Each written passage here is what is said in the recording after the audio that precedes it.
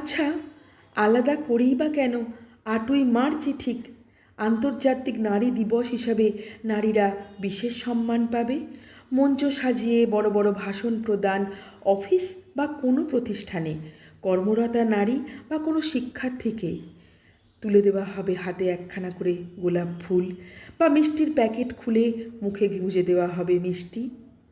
আর যারা ঘটনাটি মহাসমারোহে ঘটাবেন, দিন শেষে বাড়ি ফিরে ক্লান্ত শরীর সোফায় বা বিছানায় এলিয়ে নির্দেশ দেবেন তারই বাড়ির সারাদিনের খেটে চলা ক্লান্তিহীন বিরামহীন সেই নারীকেই, তা সে মা হন, বোন হন বা স্ত্রী হন, এক কাপ গরম চা বা কফি বা এক গ্লাস ঠান্ডা জলের জন্য।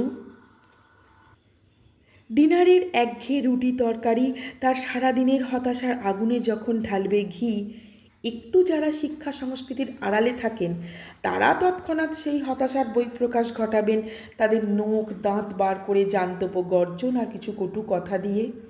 কিন্তু তথাকথিত শিক্ষিত পুরুষ জাতির হতাশা, রাগ আর অসফলতার সব কারণই তো হলো সেই নারী। সবশেষে আসল পুরুষত্ব জাহির করার বেশ ভালো জায়গা তো আছেই, তারই নারীর হাতের তৈরি করা নরম বিছানাখানা। স্বামীজি বলেছিলেন, যে জাতি নারীদের সম্মান দিতে জানে না সে জাতির বিকাশ কখনো সম্ভব নয়।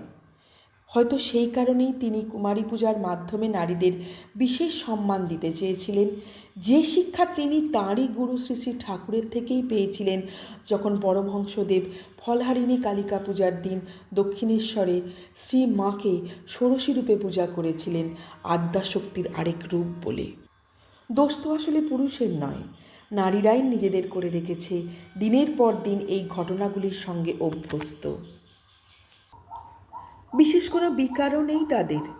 পরদিন সকাল শুরু হতে না হতেই আবারও তাদের দুঃখ কষ্ট অভিমানকে পাশে সরিয়ে লেগে পড়বে অপমান লাঞ্ছনার আগুনে জ্বলে পুড়ে মরতে। পুরুষের পৈশাচিকতা তাদের শরীরে আজ আর ব্যথা দেয় না। সমাজে ঘটে যাওয়া একের পর এক অন্যায়গুলো পাশ কাটাতে কাটাতে মনটাও কেমন যেন মরে গেছে।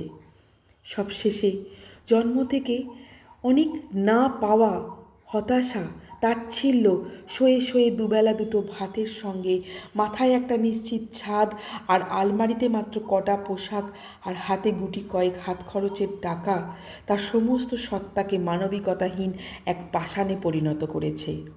তাই যখন সে দেখে অন্যায় অবিচার, নিজের শান্তিটুকু নিয়েই বড়ই নিশ্চিন্ত থাকে সে। তবে এখানেই শেষ নয়।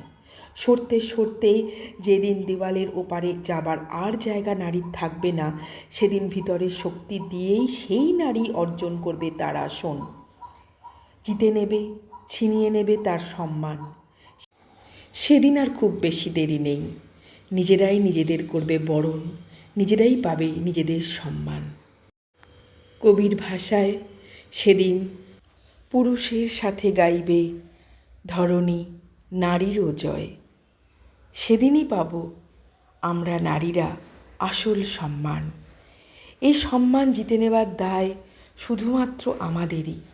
নিজেদের বরণের জন্য নিজেদেরই এবার প্রস্তুত হতে হবে।